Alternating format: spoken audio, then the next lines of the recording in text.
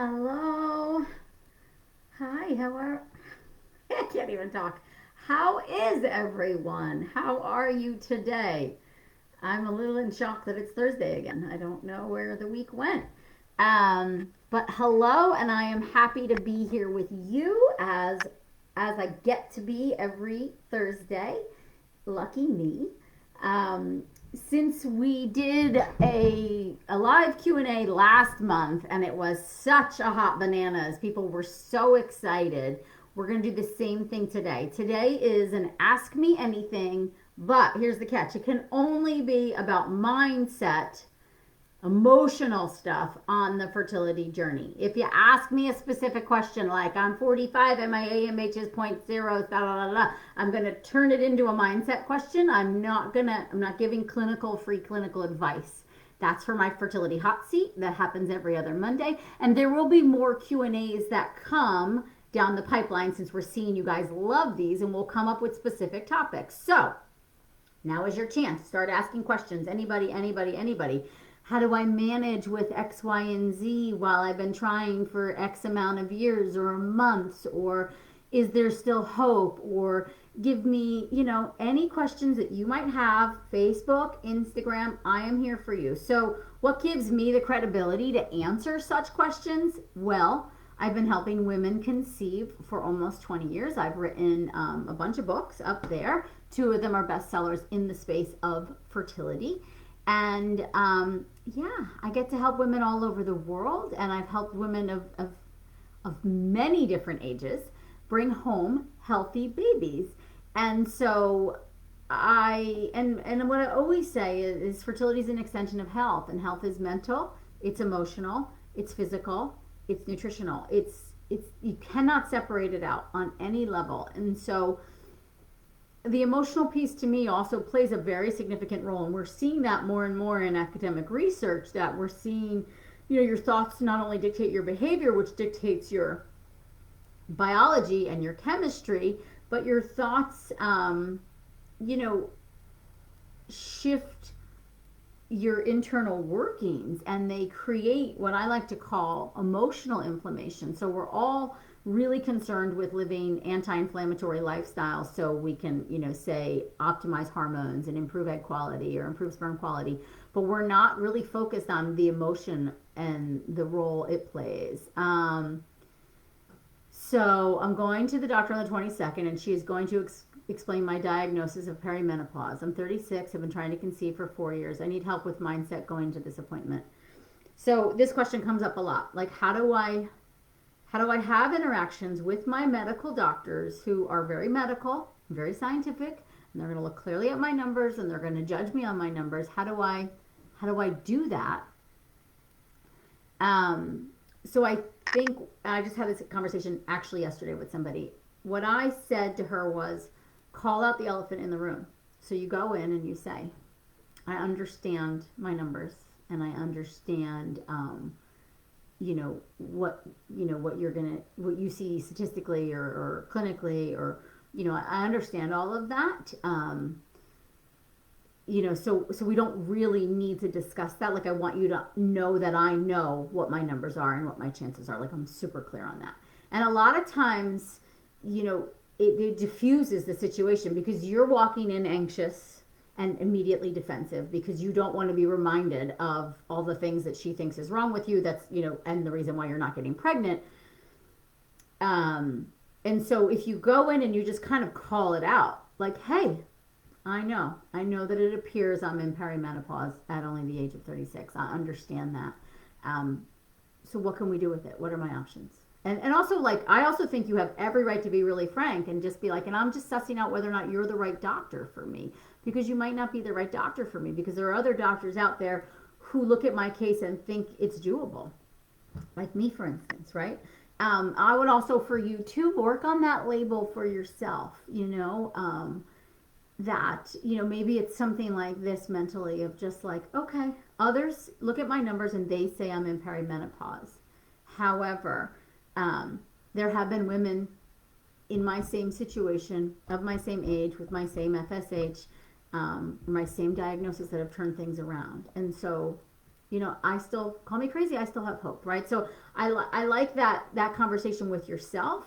Um, and then also for you to be honest too of, is this the right doctor for you? Is this doctor supportive of you and your dreams?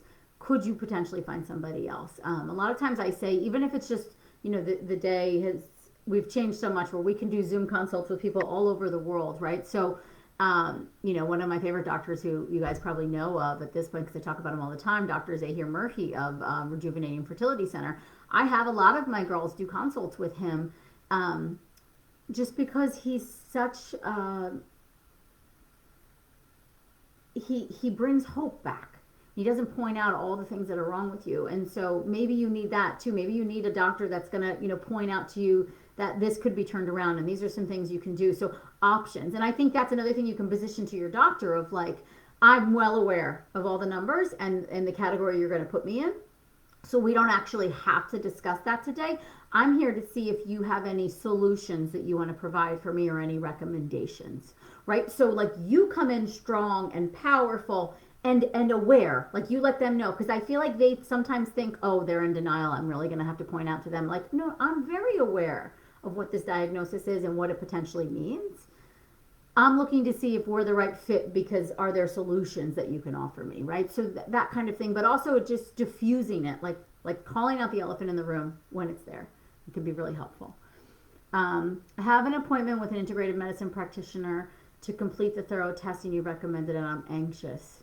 How can I cope over the next few weeks? So I think the same thing too. I mean, it is like, and I understand my role there too of how the recommendations I make, and can create anxiety and stress of like doing enough, of finding out more. But if you can approach it from a space of curiosity, I often say to women when they're doing like their first visit with a fertility doctor of like, just go in there, like no one's asking you to do IVF tomorrow. You're collecting data, right? You're going in there, you're asking questions, so be curious. Like, because that's the other thing too, like the blood work might reveal something really telling as to why you're struggling, and it could be really fixable, right? Oftentimes it is. We just got to know what to fix.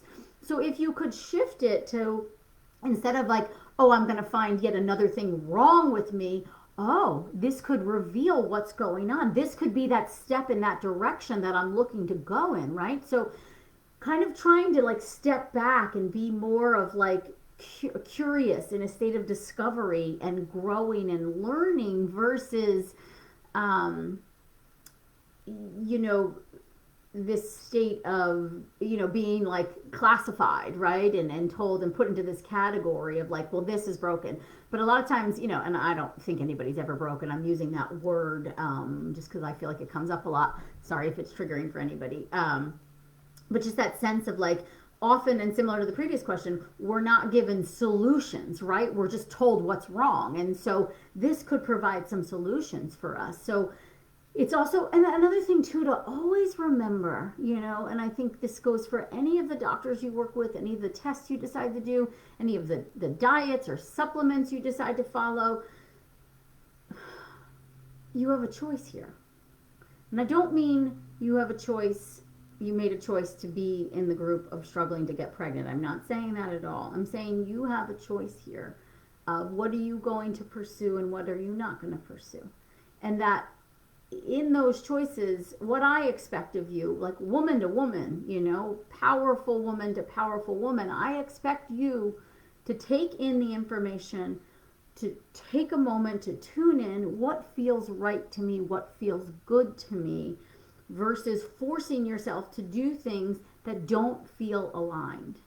So that is on you. And if you want to know a secret, that's really, such a huge part of the work I do is teaching my clients how to get back into their body, to listen to their body, to get the cues from their body on all the levels, including that emotional one. Is this right for me? Does this feel right to me? Or do I feel like I'm forcing like a square peg into a round hole? And okay, how can I like reconfigure that, right? I often have the conversation of it doesn't have to be so black and white.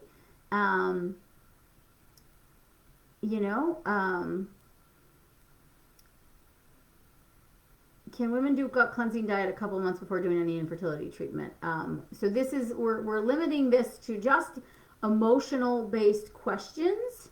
Oh, hi, Jillian. Jillian, you can email me if this, let's see. Oh, let's see what Jillian wrote, because this is sweet. I'm an example of how all of your coaching, meditations, and support, specifically around mindset, helped me to get pregnant naturally at 43 and deliver naturally at 44 2 days ago. I'm so excited for you! After having 5 miscarriages, I was told over and over my only hope was to do IVF, and even with IVF, my chances were statistically minimal. But here I am with my miracle baby. I'm so happy for you. Okay, Erica, this is a lot going on. I'm worried sick to the natural path. I might miss the IVF opportunity in Spain. Okay, so I want to read through this. The fertility specialist wanted me to do an ER, then full abdominal myomectomy. I haven't spoken with another guy now, and she wants me to remove subumbilical fibroid and try natural. My regular GYN wants me to do this originally. My concern is that I'm in Europe until July and was considering IVF clinic in Spain. After this, I'll be back in South Africa, and I'm worried if I stick to the natural path, I might miss the IVF opportunity. So this is, I think, a perfect question too, because it's a very mindset related question. I mean, she gave a lot of her history, but I understand all the sides of it. If you're afraid you're going to miss out on something, like, it's kind of like when you know, like if this wasn't meant to, how would I say this? If this wasn't something that you should be pursuing and listening to your intuition, I don't think you'd feel like worried that you're going to miss out. And what do you have to lose to, like, even in the Spain clinic, what you could do is go and retrieve and freeze, and then you can transfer those at any point. Then you can go back to South Africa, you could try naturally, then you could come back to Spain and do a transfer, right? There are a lot of options here. So what I want you to do is sit with and think through, like, if I just go home and I don't go to this Spain clinic, how does that make me feel? Anxious, right? So anxiety is usually an indicator that it's not fully aligned, right? So, okay, what if I stay and I pursue IVF options? Like, I think I'll have no regrets. That might be the most aligned thing to do, right? So to listen to that, to tune back in and again, listening to what our hearts say.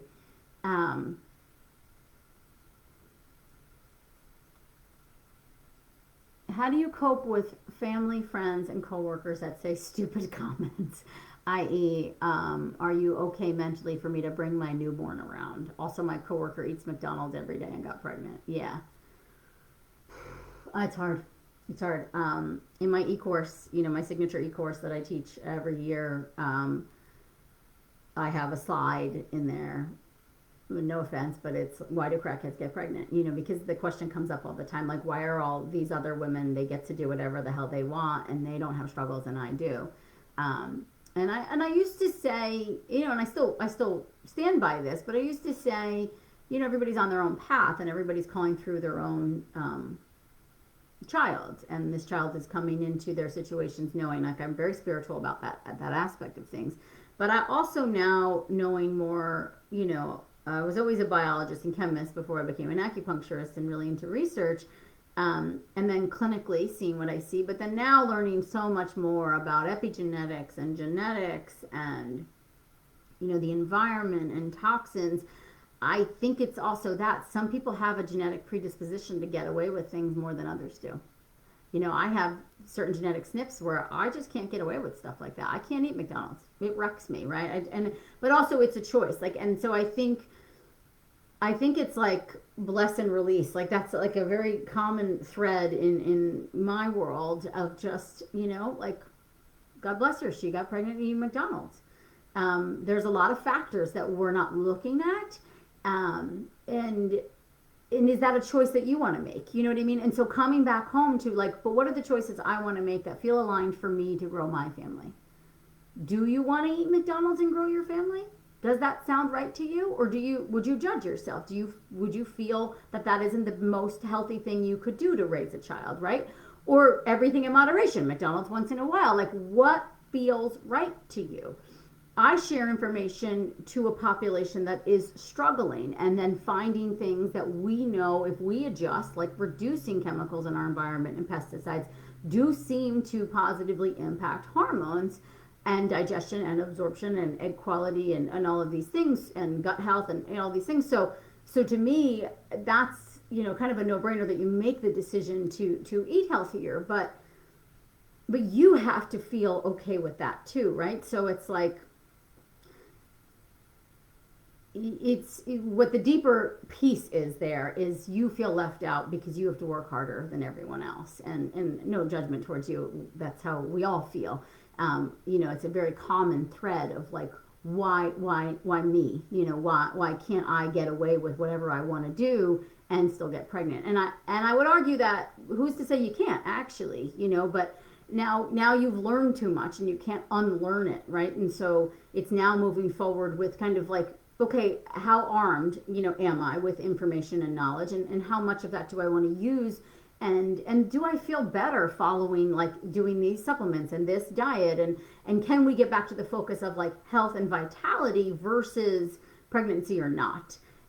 Because if we live our lives based on being pregnant will bring me joy versus, living my life and amplifying my health and doing these things to, feel good in my skin and to, feel healthy and vital and regulate my period and all of these things.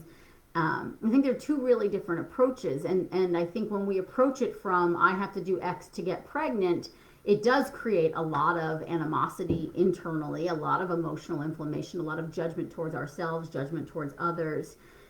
And so it's on you to just kind of sit with, I think similar to like the should I do the IVF in Spain or not question, even though they're totally different questions. What feels good to me? Knowing everything I know now, would I feel really guilty if I went and ate McDonald's, right? My spiritual teacher always says if you do something and feel bad about it, it's a lot worse for you than if you do something and feel good about it. So maybe the McDonald's girl has no freaking idea that McDonald's is toxic, right? And she just went blindly about, and bless her. And, everybody's on their own path. And going to the stupid comment of, are you mentally okay for me to bring my newborn around? I do trust that everybody's doing the best they can from their level of consciousness. And I do also feel that statement comes from a place of love and protection for you. But it's also, I agree, intense and odd. And I think the same thing, like call out the elephant in the room. Just because I'm struggling to get pregnant doesn't mean I don't want to be around your newborn baby. Have I given you that? Have I given you that like inclination? Can we talk this through? Because this feels like maybe you got an impression somewhere along the lines that I don't like babies because I'm not getting pregnant. But that's the opposite. It's just seeing a baby reminds me that I don't have one. And that hurts my heart a little bit. And I hope you can understand that. But I'm happy for you, right? I just think like we need to be honest with ourselves and with others and in the space that feels good. But if we say it like kind of the way I just delivered it, it's kind, it's loving, it's open, it's not defensive. It's just like, hey, I'm just struggling here. Like, I didn't mean to ever make you feel like you couldn't bring your baby around me.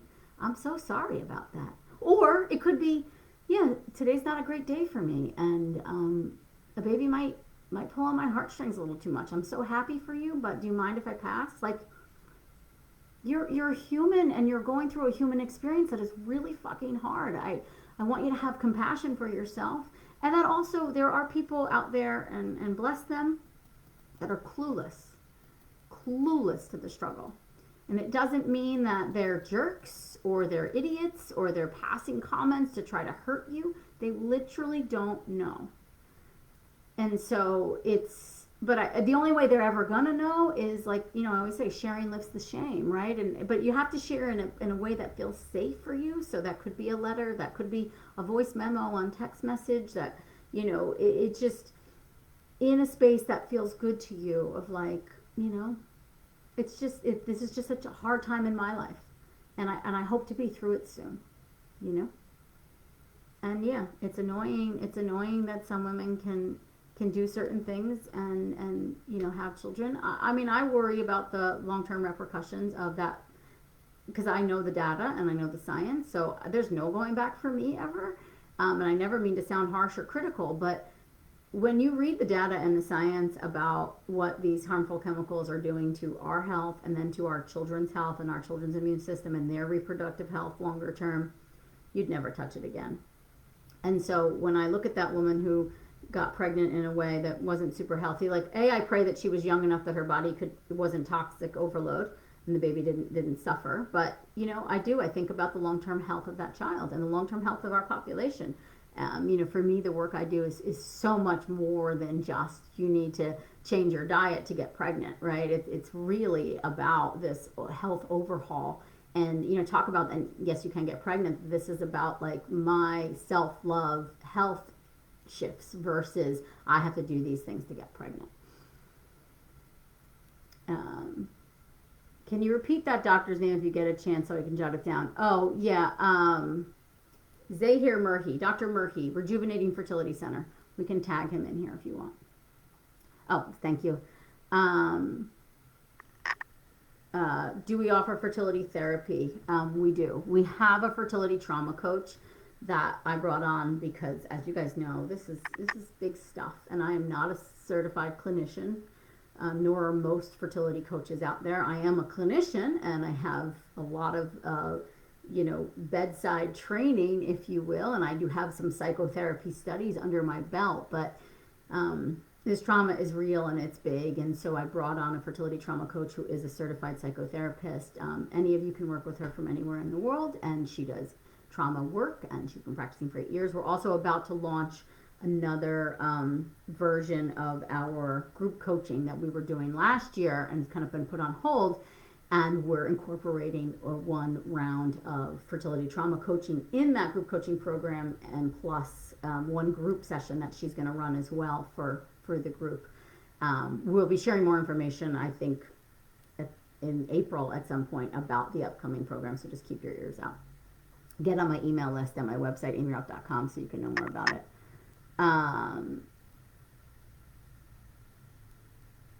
Okay. Recently switched doctors. She's found several things that need to be optimized. How do you let go and learn to trust your team, especially after loss and being unsupported by past doctors? So I think this is another powerful thing to remind yourself that your past doesn't have to be your future.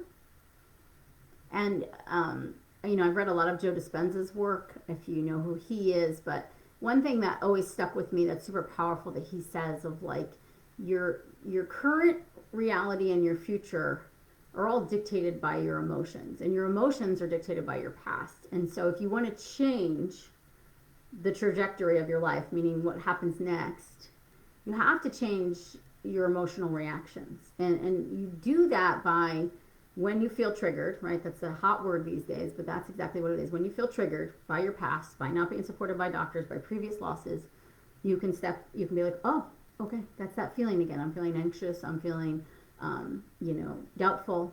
I don't know who to trust. And this is all based on my past experiences, but I'm hoping to change that, right? I'm hoping that my future doesn't look like my past. I'm hoping to avoid future losses. And, I do trust in synchronicity and the guidance of the universe and spirit and God or whatever, whatever you choose to believe in. So is it can I listen to my heart and what feels good to me and know that right now I'm scared, and I have every right to be scared because of what I've been through, but I do seem to trust this person. And the same thing of what the other woman asked about with the blood work and being worried what they're going to find. What if we find the potential reason for those losses, right? What if this doctor, the things that they're going to optimize is actually going to be the answer? And so trusting that we're on the right path, trusting we're being supported, trusting in the guidance, but also really honoring how we feel. However, being honest with yourself, is that from a past experience or is that my current reality? And it's oftentimes I'm reacting that way because of my past, and that's what trauma is. We just stay in that loop. We get triggered, we react the same way. Triggered, react the same way. Triggered, react the same way. Well, to break that loop, we get triggered, we acknowledge the trigger, we remind ourselves that our future doesn't have to be our past, that we are currently safe. You are currently safe. And you're looking under new rocks. You're in a space of discovery. You're going to try this doctor out, right? You don't have to stay with that doctor. Remember the freedom of the choice that you have here, too.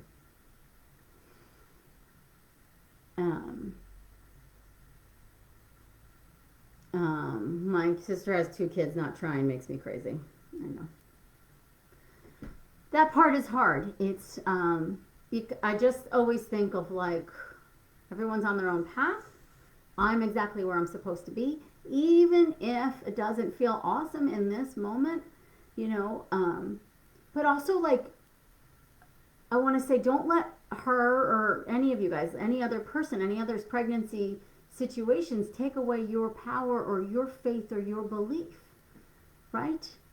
It's like you might be getting rocked, and I think that's the same thing. Like that's a trigger right there. Okay, like she's rocking my faith. I'm questioning my faith right now. I'm questioning my faith right now. So I'm gonna take a moment.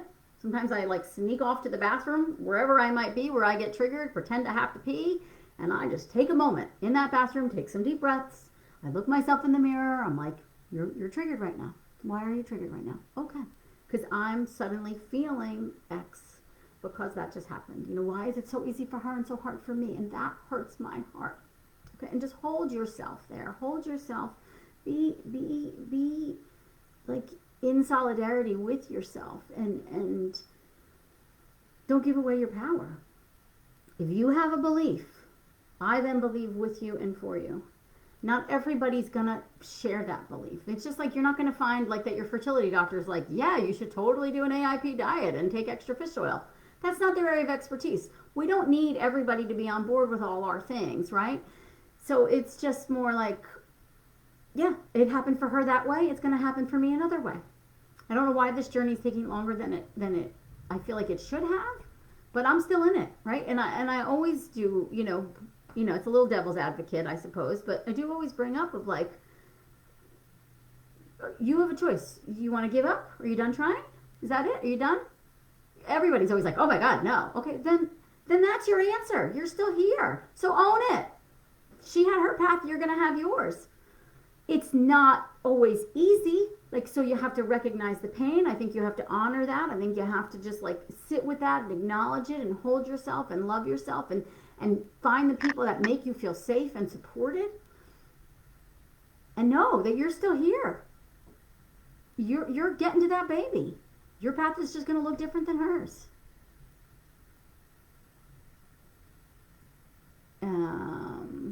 Aw, you're so sweet. I feel 1,000% better. Aw, you're so inspirational. Oh, thank you guys. I tested, okay, well, we need to look at ourselves and not others as it can mess with our mindset. Yeah. That's it. Well, many doctors don't give me hope. How do I choose between two doctors? I get so confused. I don't want to do IVF over and over again. So a lot of times too, I'll tell women like, give yourself a timeline. I'm gonna pursue this doctor and I'm gonna do this treatment with them. If I don't like, and by June, I'm gonna reassess if I'm not where I want to be. Right? Again, making sure to remind yourself continuously, you have the choice here. You have the freedom. Your time, your money, your body, your baby. Not their body, not their baby, not their money, not their time. Yours. You have choices here. You might not feel you always have choices, but you have choices. And I think it's very healthy to remind your doctors, I'm not sure we're the right fit. I'm going to try this with you and we'll see. Yeah, keep them on their toes. My girls do that to me. Are you kidding me? The girls that coach with me have PhDs in fertilities. How do you manage your worries about your age? I'm 45. So, I'm with you. I feel you. I see you. How old do I feel? How old do I look? I do the biological age tests. I actually just reran numbers for me on one of my biological age tests that I have. And I'm like, 11 years younger than I am. I play around with that. How old do I feel? Is my cycle regular? Am I ovulating? Do I still believe? Have other women done it at my age? Right? That's it. It's just like, and also, how does it serve you? Because are you going to stop trying? Or are you going to try until you can't try anymore? Because if you're not going to stop trying, stop talking to yourself about your age because it does not serve you. It's hurting your heart and holding you back. It's a protective mechanism. It's a defense mechanism because you don't want to be let down. So fine. Call me crazy. I understand I'm 45. There are other women who have done it. You know, I'm going to keep my hat in the game, right? Yeah. Exactly. Thank you, Tanya. I think it's important to remember that others' paths may have different struggles and challenges. I totally agree. Unfortunately, our challenge manifested as fertility struggles while their path may reveal others. That's it. But we're all human, having a human experience, and being humans is not simple. And so it's finding ways, like, really, I feel like if someone were to ask me, like, what's the root of the work that I do? Like, and you guys would all say, oh, Amy tells us about diet and MTHFR, and you gotta, do the egg quality diet. It's like self-compassion and grace. That's really the nuts and bolts. And it's not easy to teach. Surrender. I want to arm you with, I'm getting emotional, I want to arm you with everything that you can have to optimize your potential here. Not because I think there's something wrong with you, on any level. It's more, I want you to feel like you've crossed every T, and that you can have peace, and that then you can just go about your life and be like, okay, and this baby's gonna come when this baby's meant to come, because this vessel, she's ready for you. And like you said, everybody's on their own path, and it's like the more we meet ourselves with compassion and grace, the more compassion and grace we have for others, is the truth too. Okay, and I see there's, my aunt just told me that she had 9 miscarriages before having a successful transfer. She never made it past 3 months. She found a different doctor and got a different test. She now has 2 kids over the age of 20. Yeah, so it's stories like that. When I look in my husband's eyes, I can see him, where did that go? When I look in my husband's eyes, I can see him losing hope. I don't tell him that I see it, but I can't help noticing it. That's why partly I'm afraid of raising the issue of our first FET this spring. So, this came up today in my private community, that I run with my girls who do my e-course. A lot of questions about spouses not totally being on board. And, my spiritual teacher would always say, it's not your business. It's not your business if he's losing hope. It's not your business to really look for the fact that he's losing hope. Your business is to stay in your vortex, which means your energy space where you feel safe, where you feel least resistance, where you feel like your dreams are worthy of coming true. And energetically, like, again, my spiritual teacher, Abraham Hicks, she says, one person in their vortex is more powerful than a million who are not. And so also, the one thing I would say is, like, when you look in his eyes and you see him losing hope, that is also a reflection of your own hope. What we see in others is what was happening in ourselves. And so, same kind of conversation. Call it out. Just say to him, I'm scared. I feel like, oh, is this going to happen? And then give him a safe space to then share his fears. And just get them out. Get the elephant in the room out. You're all scared. This has been harder than it needed to be. Fears are going to come up. People are going to get triggered. We're human. This is not easy. This is not simple. I wish I could just wave a magic wand, right? So I think there's that piece where you meet them and you, like, create a safe space so you can both kind of purge. But then also, like, you just come back home to you. Call me crazy. I have hope. I see this baby. I dream about this baby. I feel this baby for us. I feel this baby for us. And so I'm going to trust that the things that are needed for us to get there will come to us, right? And you leave him out of it. I know we're required to have sperm to get pregnant, and if we're in a heterosexual relationship, we kind of need them to give it to us. But I almost would, like, not get lost in the details of that. And if it's an FET, you already got the embryo made. So, like, okay, he's allowed to also not have hope sometimes, right? It doesn't have to be black and white. I had a conversation with one of my clients yesterday. She's upset with her husband. And she worries, is it going to impact, her ability to get pregnant? And I said, no one said you had to love him every single day. Who said that? You can hate him today and still love him. I say that to my toddler, or I guess his 6-year-old still a toddler. I don't know what you call them. But when he gets upset with me when I say no to something, and he's like, I hate you. And I'm like, you can love him. We can disagree. And one thing doesn't have anything to do with the other. Like, we can have days where we love each other, like, endlessly, and we can have days where we kind of don't like each other. I'm like, you can love someone and not like them in that moment. And like giving him permission, that's a human experience. It's okay. It's okay to not have hope every day. Just like you don't have hope every day. I'm sure you're not overly hopeful every single day. So let's not judge him. Oh, do you have any tips on how to deal with how to find yourself again? I've had 8 miscarriages. I've ended up being off work now because I feel like I've lost myself. Oh, Ashley, I'm sorry. I mean, it's hard. I think trauma therapy is really important, Ashley. Some of it's beyond me. I think spirit baby work can be really helpful. I think also like positioning it as like I've lost myself, or have I been cracked open and there's a new version of me coming to life? Because I think that's part of it, right? This trauma cracks us open in a way that like, I always think about it when I lost my father, or when he got cancer, and it was like, so bad. We couldn't do anything. That was it. It was such a helpless feeling, but it was like I got cracked open in a way that I'd never been cracked open before, and it was super uncomfortable, and I hated it. But then now, in looking back, it's like it was a beautiful experience. Loss and grief is what brought it out of me, but like I am a different woman because of that, and I love who I've become. And so could we shift that perspective a little bit of like I lost myself versus I've been cracked open, and I'm curious to see what comes out of it. But also in the space of where, I think you need to be held, you need to be supported, and maybe you don't need to force yourself to have hope. And also I think hormonally you've been going like this, 8 losses is a lot. So giving yourself a lot of space and grace and compassion. Thank you for being progressive and providing hope. I like that. Thank you. Okay, guys, 12:37. I'm going to hang up because I'm going to go get myself some lunch. But this was great. And like I said, the plan is to start doing maybe a monthly Q&A on a specific topic, because you guys seem to really like it, and I really love the engagement too. It's really fun to just sit here and converse and support all of you. So I appreciate you. I just do. And I appreciate you sharing.